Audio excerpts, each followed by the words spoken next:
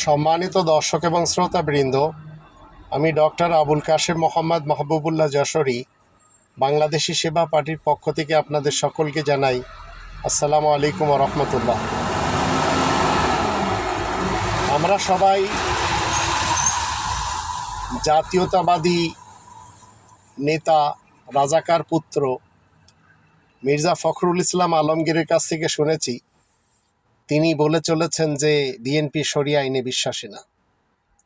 এটি নিতান্তই দুঃখজনক যে এত বড় একটি দল তারা শরিয়া আইনে বিশ্বাসী না, অথচ বিএনপির অনেকেই আছেন যারা মসজিদে যান নামাজ পড়ার জন্য, অথচ নামাজ পড়াও কিন্তু শরিয়া আইন। তারা